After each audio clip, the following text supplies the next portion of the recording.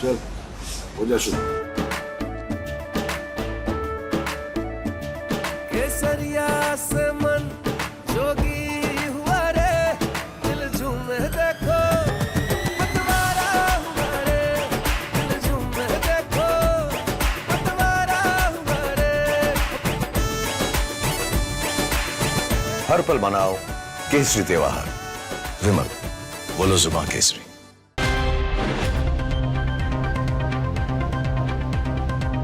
Very good evening and thank you for tuning in. You're watching Across the Republic at 6 p.m. I'm Suesha Sawant. Through the next half an hour, we get you all the top stories with exclusive inputs. But first, a quick check of the headlines we are tracking.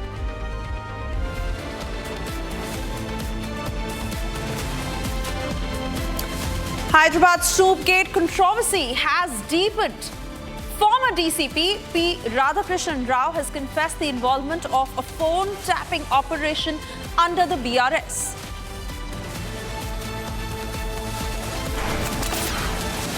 Mamta Indie divide is now out in the open after skipping the Ram Leela Maidan Indie show of strength. West Bengal Chief Minister Mamta Banerjee will not attend the 1st June Indie meet.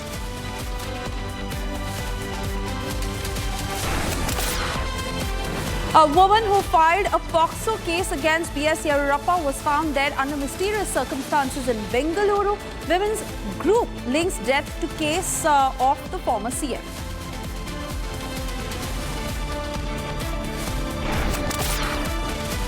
The battle for Hamirpur Lok Sabha constituency gets fierce. Republic speaks exclusively to Union Minister and BJP candidate Anurag Thakur ahead of the final phase of polling.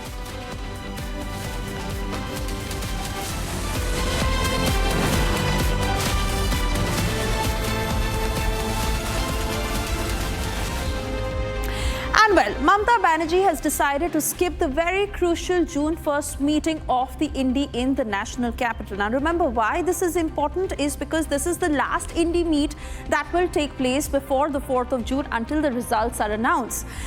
The Congress has been maintaining that Mamta is a part of the Indie. However, Mamta has said that she will provide outside support. All in all, BJP has highlighted the rift within the Indie ahead of the last phase of polls. Mamta Banerjee says that what is the big deal if she's just missing one meet? She cited Cyclone Remal and relief to people on the ground is the reason that she cannot leave West Bengal on that day. But the BJP certainly making it a point ahead of the last phase of polls where 8 seats in South Bengal will be contesting. Here's what's happening. Days after she pledged support to the Indie Alliance, Mamta Banerjee has now backtracked. The TMC Supremo has decided to skip an Indie Alliance meeting. वो India team तो 1 तारीख में ही meeting कर दिया था। मैंने बोला देखो 1 तारीख मैं नहीं जा सकती हूँ कि हमारा इधर में 10 सीट का चुनाव है। वो दिन पंजाब में भी चुनाव वाला है लगता है। वो दिन और सारी जगह में चुनाव है। हम पूरा इधर में मीटिंग कर रहा है लेकिन मेरे को दिल उसका साथ पड़ा है। ये भावना का बात है। This after Congress President Mallikarjun Kharge said that TMC was still a part of the alliance. अब ममता जी पहले तो उन्होंने ये कहा कि हम बाहर से सपोर्ट करते हैं। ये पहले से भी हुआ, बहुत से पार्टियां बाहर से सपोर्ट करते आते हैं। जैसा कि यूपीए गवर्नमेंट था पहले तो 2004 में तो बाहर से सपोर्ट कर रहे थे कम्युनिस्ट, तो नेचुरली वो गठबंधन के साथ है, ये स्पष्ट है। There have been differences between the Indie Alliance and TMC government. बहुत अच्छा सवाल पूछा आपने। पहली बात तो अलायंस और सीट शेयरिंग में एक अंतर होता है। तो अलायंस होता है कि सरकार बनाने के टाइम अलायंस होता है, पर सीट शेयरिंग ना आसाम में तृणमूल कांग्रेस के साथ हुआ और ना बंगाल में हुआ। और मैं ये बात अपनी तरफ से कह देती हूँ कि ममता दीदी जो 42 सीटों पे लड़ रही हैं बंगाल में, अगर ना लड़ती तो बीजेपी की सीट और बढ़ जाती। Members of the Indie bloc are expected to discuss their future plans before the June 4th election results. But with Mamta skipping the Indie Alliance meeting, how will the alliance react to this?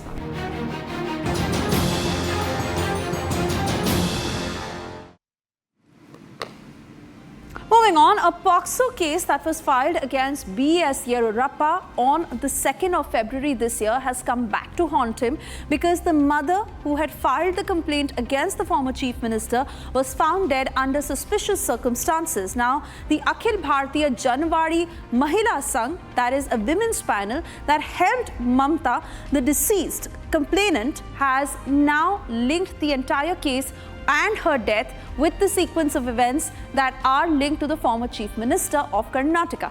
Let's take a look at what happened. A 54-year-old woman who had filed a POCSO complaint against former BJP Chief Minister B.S. Yediyurappa has died. In March, the woman had alleged that B.S. Yediyurappa had allegedly sexually abused her 17-year-old daughter at his residence. On May 26th, the woman reported breathing problems, following which she was taken to a private hospital in Hulimavi, where she died. Suspecting foul play in the case, the Akhil Bharatiya Janwadi Mahila Sangha, which was helping the women pursue the POCSO case against Yediyurappa, has registered a complaint in the death. While the organization demanded an autopsy of the women's remains, suspicions have emerged as her body was cremated without a post-mortem. The matter becomes even more murky as the woman's death comes just a day after she agreed to meet senior lawyer Balan, who was ready to take up her case. See, she called me on Friday, last Friday, in the evening. So she introduced herself as and her daughter was sexually abused, and so she was sad and she was crying. When she questioned why she was so sad and crying, then she was also subjected to molestation. These are all the facts she narrated to me. So yesterday afternoon I got a message that the lady is supposed to meet you today is no more dead, died in a private hospital. While the police has claimed that the woman died due to lung cancer, while questions continue to emerge, why the rush to cremate the body? Why wasn't a post-mortem conducted? And while the Hyderabad Snoopgate controversy that has deepened after former Deputy Commissioner of Police P. Radhakrishna Rao confessed that there was an involvement in a phone tapping operation under the BRS government. Now, Rao has alleged systematic surveillance on politicians and others under the orders of then SIB Chief T. Prabhakar Rao. He's also gone on to say that prominent figures like Warangal MP Kadiyam Srihari and former BRS Minister Patna Mahendra Reddy were among those who were surveilled. The BJP is demanding a thorough investigation into these claims, while allegations of political conspiracy abound from both BRS and BJP camps. Here's a report. The Hyderabad Snoopgate row has escalated. In the latest, the Hyderabad former Deputy Commissioner of Police confessed to Hyderabad Police over the phone tapping operation. According to Radhakrishnan Rao, the operation was orchestrated by the Special Intelligence Bureau Chief Prabhakar Rao. The SIB, under Prabhakar Rao's direction, systematically gathered information on individuals deemed as threats to the BRS party.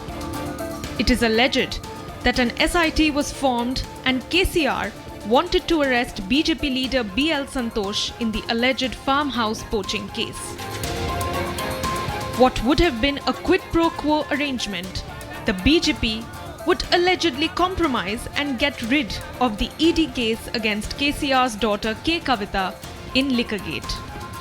In a big development, the former top cop of Hyderabad Task Force, former DCP Radhakishan Rao, in the connection with the phone tapping case, has now come up with a confession statement. He has given his confession to the officials, and now in the confession statement where he has clearly mentioned that during the KCR's government, during the BRS government in the state of Telangana, phones of the leaders, opposition leaders, and also many businessmen, many of the people's phones, media persons' phones were being tapped during the KCR's government in the state of Telangana.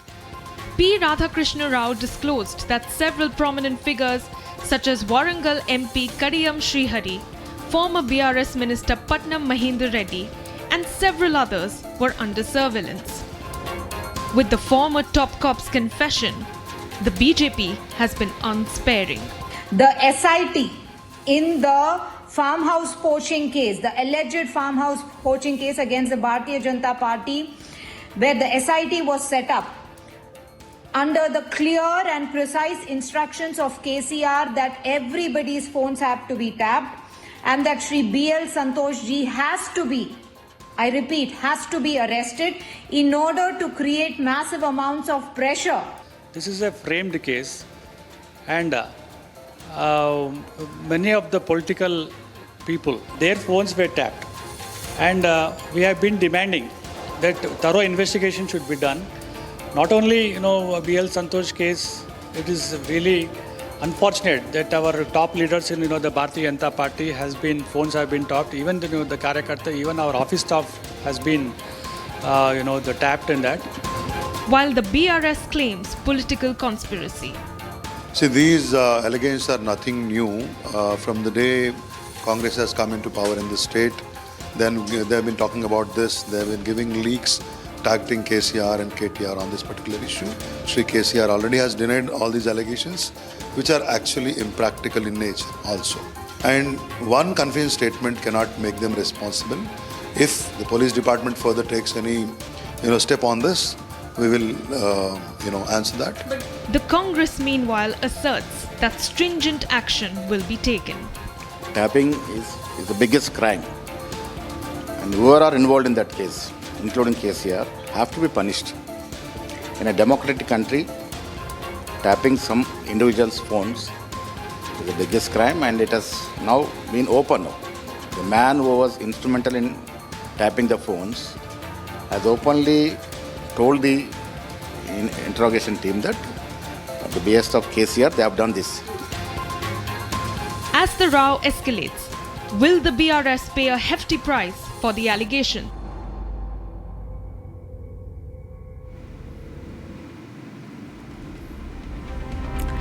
And well, with just days to go for the final phase of polling and eventually the June 4 results to be announced, we continue to get you more exclusive inputs. This time, Union Minister Anurag Thakur, who is also representing the BJP in Hamirpur, spoke to Republic Rao from asserting confidence that the NDA will certainly sail through and win all the seats in Himachal Pradesh, which is set to go to polls in the last phase of polling. He also took on the opposition on vote bank politics. Listen in to this exclusive conversation. 1 जून को मतदान है Lok Sabha seat को लेकर, लेकिन 6 सीटों पर उपचुनाव भी है जो कहीं ना कहीं सुखू सरकार की सत्ता को भी हिलाने का मादा रखता है। उसकी जीत को लेकर क्या कहेंगे? कांग्रेस की हालत पतली है, जनता नाराज है क्योंकि वायदे करके मुकर गई है कांग्रेस पार्टी और अब मौके के इंतज़ार में है जनता। वोट की ऐसी चोट देगी कि कांग्रेस की सरकार, उसको एहसास होगा कि झूठे वायदे करके लोगों को ठगने पर ठगों की सरकार कहते हैं, ठगों की सरकार कहते हैं, क्योंकि एक भी वायदा पूरा नहीं किया। 1500 रुपये महिलाओं को महीने का देना था, 16 महीने में 24,000 था, नहीं दिया। 2 रुपये किलो गोबर, 100 रुपये लीटर दूध खरीदना था, नहीं खरीदा। 300 यूनिट बिजली के मुफ्त देने थे, नहीं दिए। 5 लाख नौकरियां देनी थी, नहीं दी। इन्होंने 600 करोड़ रुपए स्टार्टअप फंड देना था, वो नहीं दिया। ऐसे अनेकों वायदे किए थे जिनमें से कोई पूरा नहीं किया। सर, पाकिस्तान का जिक्र भी आपने एक बार फिर से यहाँ पर किया और हम देख रहे हैं कि पिछले कुछ दिनों में लगातार रिएक्शंस आ रहे हैं पाकिस्तान को लेकर। इंडी गठबंधन में राबड़ी देवी ने एक नया बयान शगुफा छोड़ दिया है कि आडवाणी जी तो पाकिस्तानी थे। देखिए, जिन लोगों के थोड़ा ज्ञान कम है उनके बारे में टिप्पणी नहीं करना चाहूँगा, तो कुछ लोग ऐसे हैं जिनका पूरा परिवार भ्रष्टाचार में डूबा हुआ है। उनमें से एक लालू जी का परिवार है जिन्होंने पशुओं के चारा नहीं छोड़ा और जो जातिगत राजनीति करते हैं, जब सत्ता में आए तो जॉब के बदले ज़मीन हथियाने का काम किया, तो अपने समाज के लोगों का भी किया। तो ऐसे लोग जिनको पता नहीं कि आडवाणी जी की पृष्ठभूमि क्या है और भारत में ये पाकिस्तान कब बना, पार्टीशन उससे पहले क्या था। तो मुझे लगता है ये कांग्रेस को, ये विपक्ष को, इनको आदत पड़ गई है कि मोदी जी के विकास वाले मॉडल पे चर्चा नहीं करनी, क्योंकि उससे उनको पीड़ा होती है। उसको दिखता है कि हम आगे निकल जाएंगे। इसलिए वो बार बार ऐसी ओछी टिप्पणियां करते हैं। कभी कहते हैं पाकिस्तान के लोगों को आने दो, वाघा बॉर्डर खोल दो। भाई मरीज नहीं, मिलिटेंट आएंगे। तो कांग्रेस क्या मिलिटेंट को बुला रही है? सर एक आखिरी सवाल है, अरविंद केजरीवाल ने अमित शाह जी पर बड़े आरोप लगाए। लुधियाना वो पहुंचे हुए थे, उनको कहा है कि ये हमारी सरकार यानी कि मान सरकार गिराने की अमित शाह जी धमकी देकर गए हैं। मैं एक बात कहूँ, पिछले 1.5 साल से कॉरपोरेशन के चुनाव, मेयर के चुनाव नहीं करवाए, लोकतंत्र की हत्या की उन्होंने वहाँ पर। और मैं एक और कहूँगा, हमें सरकार गिराने की कोई ज़रूरत नहीं। कांग्रेस का काम था सरकार गिराना, जिसके अंदर आम आदमी पार्टी ने हाथ मिलाया है। उन्होंने कई सरकारें बर्खास्त की, हम नहीं करते हैं। और अपने बोझ के तले कुछ सरकारें गिर रही है। जब वो बड़े बड़े वायदे किए थे वो पूरे नहीं कर पा रही, तो आज उनकी सरकारें गिर रही। On that note, it's time for us to slip into a very short commercial break. On the other side, we'll get you pictures of that Indigo flight that was flying from Delhi to Varanasi, where the passengers had to go through an emergency evacuation because there was a bomb threat on that flight. We'll tell you more about it on the other side. Do stay tuned. Thank you for staying with Republic, and we now get you details of a flight that was flying from Delhi to Varanasi. It was an Indigo flight where passengers had to go through an emergency evacuation. Why? Because a possible bomb threat that was reported on that flight. Of course, a lot of inconvenience that the passengers had to face at the Indira Gandhi International Airport, where there was a lot of confusion and chaos. Meanwhile, security personnel were immediately called to the spot to take control of the situation. Here's what happened. Chaos, confusion and panic at Delhi's Indira Gandhi International Airport. After a Delhi-Varanasi Indigo flight gets a bomb threat. Passengers in Indigo flight 6E2211 were evacuated after a threat call just before the takeoff. They deboarded through the emergency exits using a slide instead of the stairs. A threat call was made to the fire department at 5:35 a.m. Authorities and security personnel quickly flung to the spot. The bomb squad and a dog squad also rushed in. Fortunately, all passengers are safe. The flight was also inspected. Passengers' luggages were searched, but nothing was found. Authorities are trying to ascertain the identity of the caller. The threat to the Indigo flight is the latest in a recent series of such fear-mongering in New Delhi. Hoax bomb threats were received at schools across the nation and also even at hospitals. यहाँ पर कुछ गड़बड़ी के कारण evacuation हो रहा है दिल्ली से बनारस जाने वाली फ्लाइट। और ये आप देखिए इंडिगो की 6E2211 फ्लाइट है, जहां इवैक्यूएट किया गया है। प्लेन में खराबी आई है, ये आप देख सकते हैं। और ये सबसे ताज़ा तस्वीर हम आपको दिखा रहे हैं। इन तस्वीरों को आप देखिए, इवैक्यूएशन हो रहा है। छोटे छोटे बच्चे हैं, महिलाएं हैं, किसी को कुछ समझ नहीं आ रहा कि आखिर हुआ क्या है। और हम आपको ये तस्वीर दिखा रहे हैं, सबसे ताज़ा तस्वीर दिल्ली का IGI international airport terminal 2, Delhi से बनारस जाने वाली फ्लाइट 6E2211। और एकाएक यहाँ पर इवैक्यूएशन के लिए कहा गया है। अभी तक किसी ने नहीं बताया। ये देखिए, क्रू मेंबर्स भी आगे की तरफ आ रहे हैं, ये हम आपको दिखा रहे हैं। With that, it's a wrap on this edition, but do stay tuned to Live and Breaking. That will begin at 6:30. I'm Suesha Savant. Stay tuned.